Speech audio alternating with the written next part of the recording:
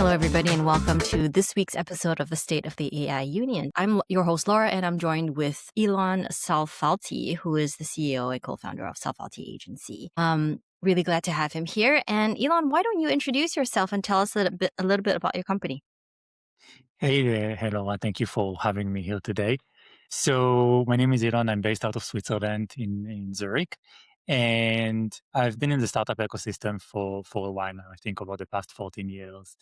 I led in my life a few R&D departments, founded a few companies, had even a small acquisition in my life, and really through all these years, we have learned a lot around the intersection of AI, machine learning, cybersecurity, and enterprise software, and the problems that come in these spaces in particular, which led us to founding the company that we have today, Salfati Group. And the idea here is that we are constantly trying to challenge how AI adoption comes into play within larger organizations and how business models are shifted with everything that we see right now in AI. So we are working on a daily basis with all the way from like YC startups to Fortune 500 organizations, and we're trying to help them define what does a really an AI solution that stands out in today's market look like. That's awesome. Okay, so one of the things that you said in your introduction was that you are helping customers all the way from Y customers to enterprise Fortune 500 customers, and in our prep, we talked about how um, the business vision has the time for business vision has shrunk very rapidly in the last 5 years because of these LLMs and a lot of these frontier models that are changing. So how do you think about fundamentally building a durable and adaptive organization when everything is just moving so fast? Yeah, it's a great question. As you said, it's moving so fast, and we can see it even historically. Like if we look a bit back, um, you could easily see a PE firm incorporating themselves 25 years ago, and they could easily plot 20 years how it would look like. And today, if we just look around, really the last 2 weeks with Anthropic releasing 4.6 and OpenAI releasing what they call, I think, OpenAI Frontier. They are releasing these small things, quote unquote, and they are completely changing the market, right? The Mhm. day after, you could see so many companies are dying, and we can see it even in the stock market, with Yes. organizations like Figma practically dying these days. So how do you really, like, the big question is, how do you build something that is durable and adaptive? And we like to see ourselves as an AI native agency. And when I say AI native, I really mean not just that we have a lot of AI tools internally. That's nice to have, but it's not really the core value. Mhm. Really what I mean by that is we have an infrastructure internally that is designed to change every 3 months. Like this is the mindset that we are really trying to build, right? Yeah. What does go to market look like if you change it every 3 months? What do you get known for if you change the business every 3 months? And how do you kind of constantly adapt and build something that is of value? The way that we are personally looking at it is, if we look for a second on what LLMs are, they are really an echo of humanity. And the one thing that they are lacking, you know, for a really like deep mathematical perspective, is the ability to create. They are not creative. So everything that we do in the organization is trying to understand what is a commodity that can be delegated really to a quote unquote army of agents, and what is it the things that we really have to focus on and advance. And for us, it's the AI research, it's getting the clients that work with us to really focus on outcomes, to really focus on a strong added value that is constantly ahead of the curve. We want to move fast as possible. Yeah. I like what you said about, the infrastructure, designing an infrastructure that is designed to change. Can you tell me more about what that looks like? Just as you said in like go to market, what does go to market infrastructure look like that is designed to change like every 3 months? No, that's that's a good question, and it's also a question that I don't think we will ever be able to completely figure out. Like we are Uh, struggling every day, but I think this is part of the concept, right? If for it to change every 3 months, we need really to struggle every day. And the way that we go about it right now is that we are trying to make sure that we get known for something that is timeless, right? And for us, our anchor value is what we call AI native human first. And you would notice that we, funny enough, put the human first literally second. And the idea here is that we would want our organization to be led by AI as much as possible. And for us, that also means that we are no longer subscribed to HubSpot. We are no longer subscribed to any of the common tools that we see out there in the market because they don't fit our use case as much as we need, right? For us to have an edge, for us to adapt every 3 months, we need an environment that is an echo of us. Yeah. I cannot change my processes to fit HubSpot or Salesforce or whatever just to, quote unquote convenience. It's holding us back right now. Yeah. I like what you said. In an AI native company, you have to find vendors and solutions that are going to fit what you are doing, right? Let's flip Exactly. that around a little bit. If the go to market infrastructure also has to change, we are also seeing right now that buyer infrastructure or buying decisions are changing. Somewhat the era of experimentation is over a little bit because experiments have not done really well. Right, something like 90+% of AI implementations have failed. And so when customers or buyers are running a cycle today, what are some specific decision criterias CROs should demand or CEOs should demand, CFOs should demand to make sure that we're just not experimenting with another, chatbot? Yeah, the infamous prototype and exploration purgatory. It's like you said it, and I think you put it nicely. Just trying another chatbot is really not what we are trying to accomplish.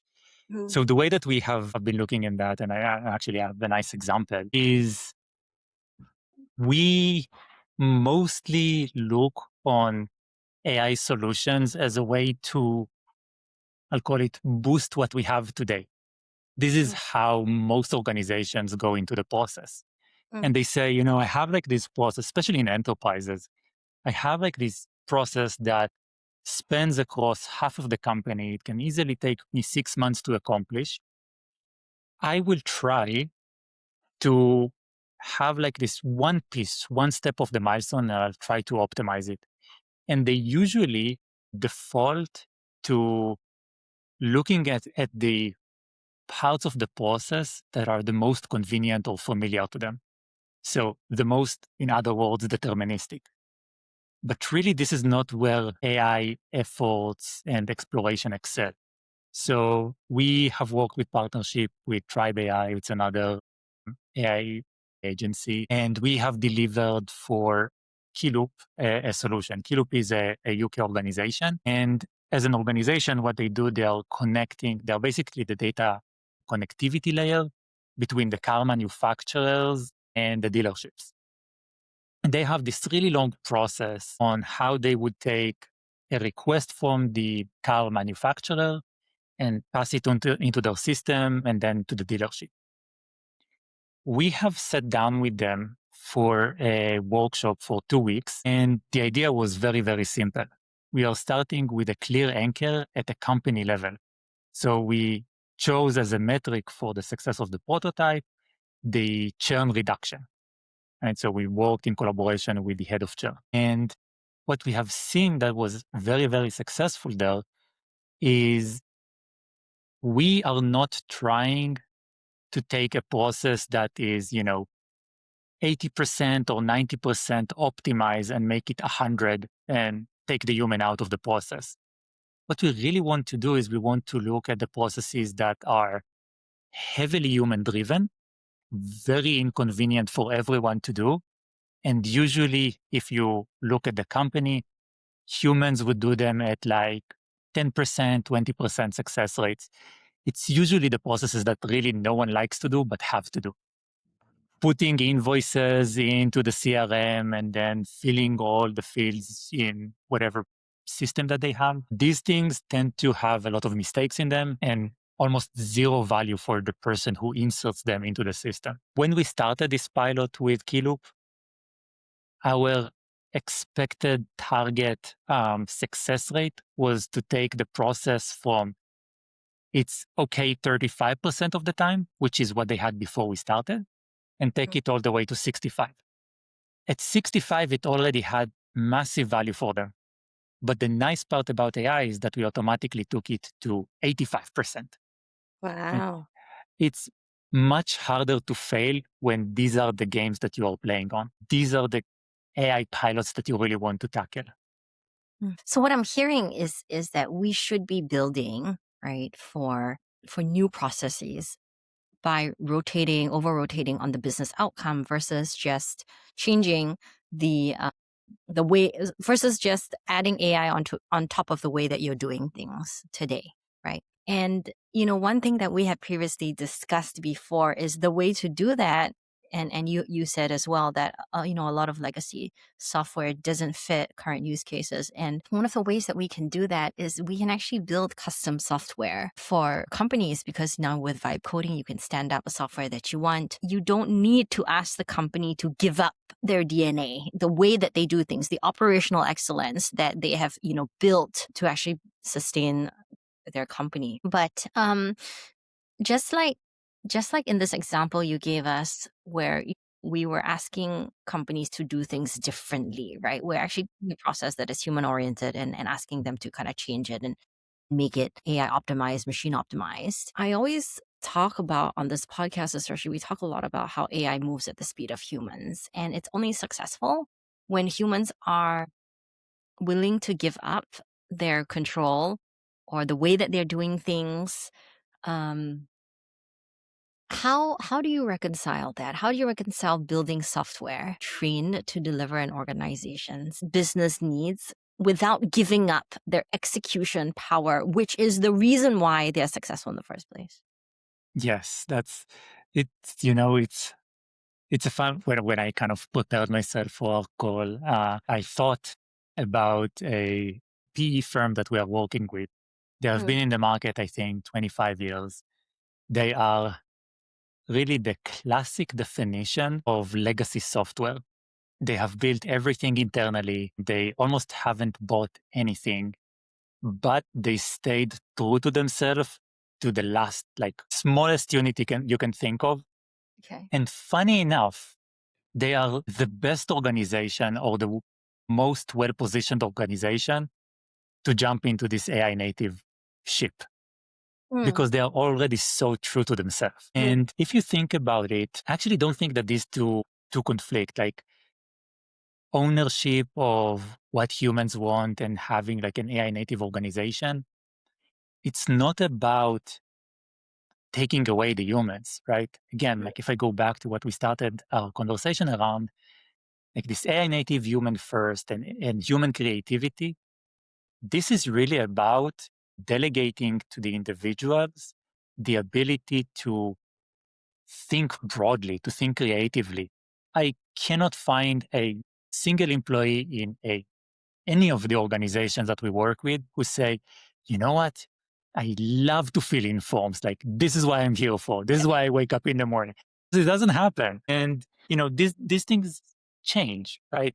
Things that used to be really challenging are now becoming a commodity. AI for me is here to allow us to think broader over, over dealing with the process. So if we look, um, I always tell to all my employees, like the way that I'm thinking about it is, if you look, I don't know, 100 years ago, you had the Library of Alexandria, and scholars would spend years and years, really lifetime, going over the library, trying to deduct maybe one insight, and very likely that someone in a gigantic library on the other side of the world did the same thing. Mhm. Google came in and the internet came in, and now you could spend years finding something online and deducting insights, but it's not a lifetime. It's like much shorter. Now, with AI, we really have human knowledge at the tip of our hands.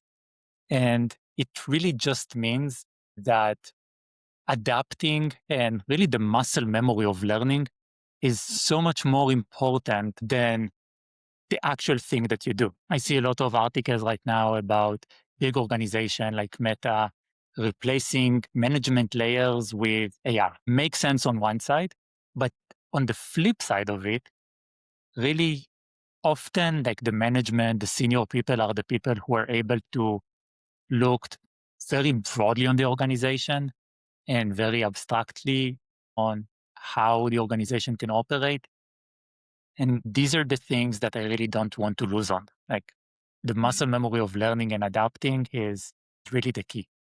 And Mhm. fitting everything to how we work is what makes this change so unique.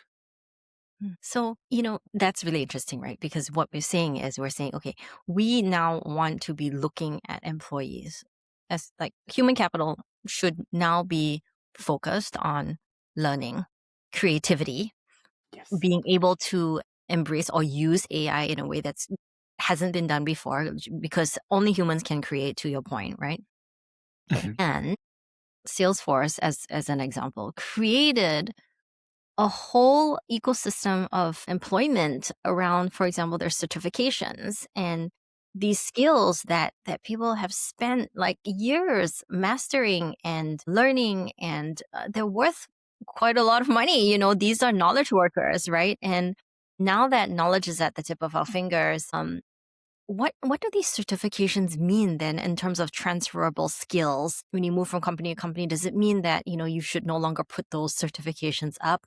How do you demonstrate? How demonstrate? Okay, I have learning and creativity in my DNA to a company that's trying to hire you. When sort of everything that we've done before is I have certificates, I have proof of the knowledge, and proof Yes. of the things that I've done. Yes, it's a fascinating question. And I would even dive a bit deeper and I would say, like, if you think about it, right now, like the next AI native generation is born.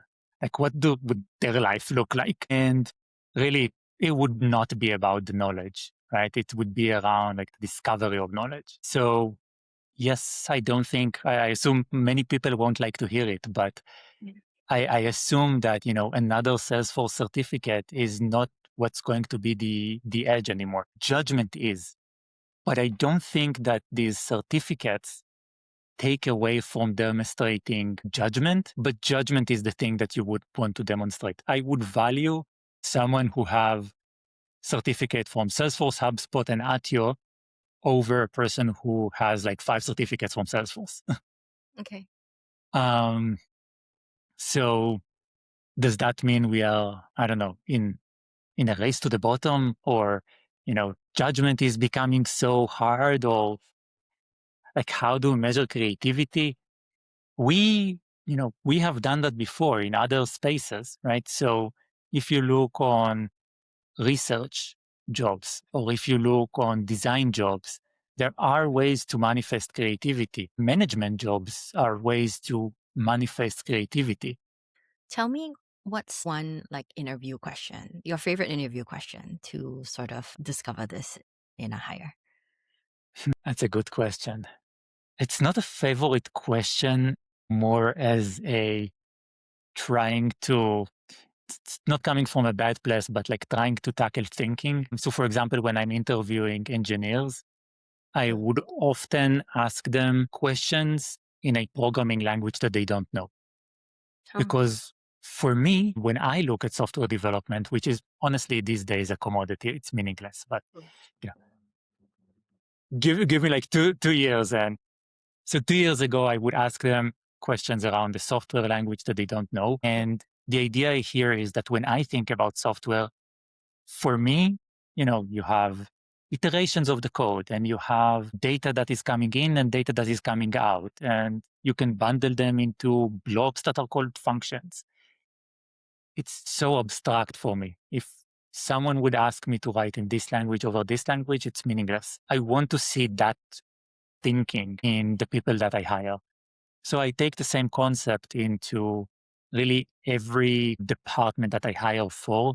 So if I go to marketing, I'm trying to think and question and ask these questions around areas that they are not familiar with. I would want to see how they deduct knowledge over demonstrate knowledge. How they deduct knowledge versus demonstrate knowledge. Okay, that's awesome. I really like that. Okay, last question before we move on to something slightly different. So, one thing that you also said earlier in this conversation during our prep was we will likely or hopefully we'll move to a model where instead of a human hiring an army of agents, we'll move to an army of agents hiring a human. Big question here. And I know we had a joke about, just using the human for like the biometrics and the fingerprint and I think there was a video about that also. But as I think we give up more to the elements and to the AI and allow them to do more, right? What do you think this does to the human element of trust and accountability? And I say that both from a trust factor for like the consumer of the AI. Like, do I trust an army of agents, right? And then who's accountable for the army of agents if they're the ones that are hiring the human, you know? Oh, it goes, uh, like the accountability question, as you put it, is such a great question. It goes to so deep to human psychology. Mm, Uh, I, when I think about it, again, we were saying that we are an AI native human first organization, and yet we are trying to delegate as much as we can to the AI.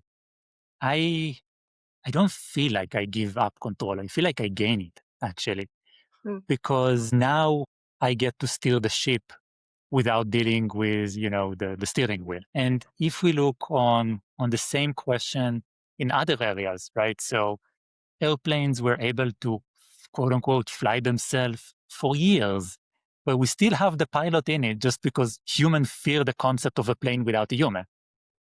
But So okay, Elon, on that question, right? On that answer about autopilot, right? Do you think that the passengers in the plane knew about autopilot? I almost think that many people still today, when they fly a plane, they think that the pilot is flying the plane. that is, oof. I hope they know. Because the pilot But is the one, he greets them, he says, "Hey, welcome on board," and there's a human voice to it, right? Is it the autopilot is hiring the human to just say these words? And I'm just wondering up front, like from the perspective of the consumer, like, you as the operator have more control because you are able to have a greater span of control, right? But as the consumer receiving that end product, how do you think it benefits them to know or not know how much AI is behind this?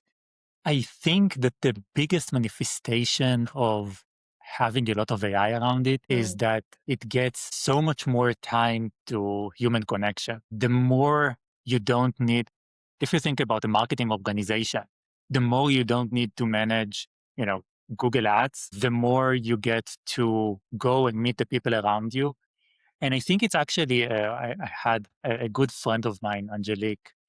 She was the previous CMO of PepsiCo, brilliant mind around everything related to brand and marketing. And we're constantly having this conversation around internet brought us globalization. Is AI bringing us localization back? Like, is it that it would be so much easier for me to have business relationships with my neighbor because we are able to meet each other every day over a person on the other side of the world, mhm, because this trust that we have in one another is really what gives us this control. Like again, if we take the same example of the plane, it also applies for autonomous driving, right? You have Mm, like that one car crash and there is no one accountable and everyone is fearful. But in practice, there are way less crashes from correct. autonomous cars. Yes, yes, yes. So I think there are two items here is one, A, we are able to have more human connection, which I think is actually empowering. It's enabler. But then if we go back to the question about, embedding our DNA into this army of agents and actually not necessarily taking a product that shapes your process, but you're shaping the products based on your process, then your organization become an echo of you and it becomes much more connected to your customers. And at the beginning of the conversation, I've mentioned the muscle memory of learning is so important right now. But Mm. it's not just for us humans, it's also for the organizations, right? The muscle memory of the organization learning and adapting and meeting the customers the way that works, which always will be human connection because people buy from trust. That's not going anywhere. If I'm hearing you correctly, I think what you're saying is that with the AI, it will allow us to form closer human connections, which is the thing that builds the trust. And since we are changing the way, software works by making sure that we implant our DNA into the software, then it actually should, as a result, create more trust because it's not just like stock stock solutions.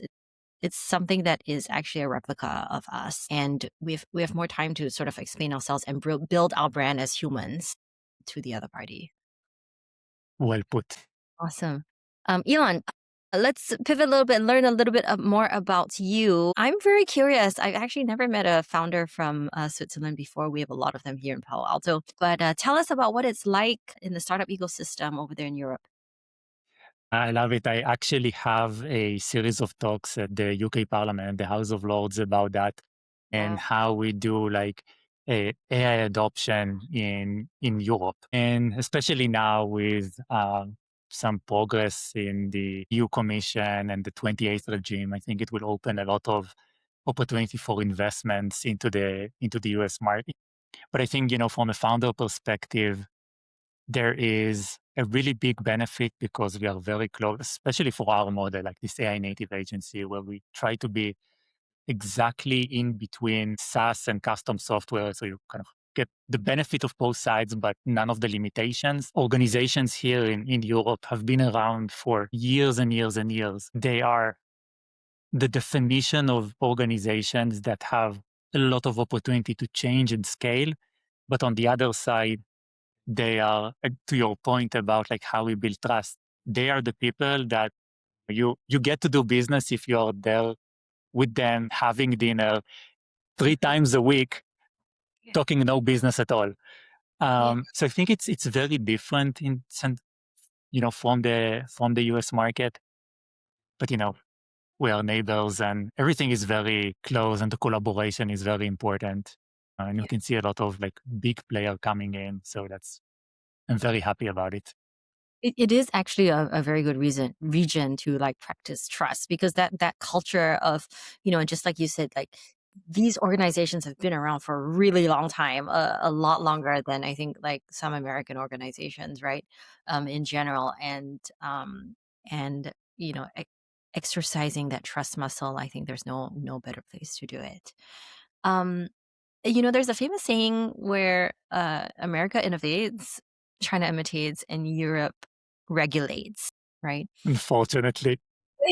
what what what are you seeing as some good things about sort of like that saying and some things that are challenging for you as a startup founder? Yes. So it is much higher bureaucracy in how we operate. So that's a challenge that we see every day. Yes. Um, I I used to have like a US entity, Mm. and when I started that company, I go to Stripe, I click a button, you have a company. Here, you need to go by hand and put a physically signed document at the notary. It's a long process, but on the flip side, um, Yes. I think it's really designed around making sure that individuals are empowered. So what I mean by that is privacy regulations are hard And the EU AI Act is hard, but I think it makes sure that every organization is in check and grow in the right direction. So for me, those guardrails are here to, well, can definitely be optimized. Don't get me wrong. They can definitely be Okay. simpler, but they are, I think, designed to help us grow in a direction that kind of benefits humanity overall. And you do see like a lot of brilliant founders coming in from Europe. What I do hope EU and the European Union in general will do is give them the ecosystem to also scale here. So we have a lot of companies that start here, but the vast majority of them eventually end up moving to the US to scale, which, on the long term, I think it's good that Europe also as a partner to the US, right, will have like the legs that they need to stand on. Okay. So very interesting. Elon, thank you so much for your for being here on the show. There are lots of topics we talked about trust and really interesting to hear your perspective on being in Europe and I love to see what else you guys build and for customers. And do you have any last words before we close out the show here? I would just go back to our values. I would always go back to, this AI native human first concept for us, like being adaptive and making sure that everyone who listens, just stay focused on the outcome, making sure that it's not just experiments and that you feel empowered and not scared is what we're trying to do. Awesome. Elon, thank you so much. And to all our listeners, if you enjoyed this episode, send us a like, drop us a comment, subscribe, so we know to send you more. Otherwise, we'll see you next time. Bye. Thank you.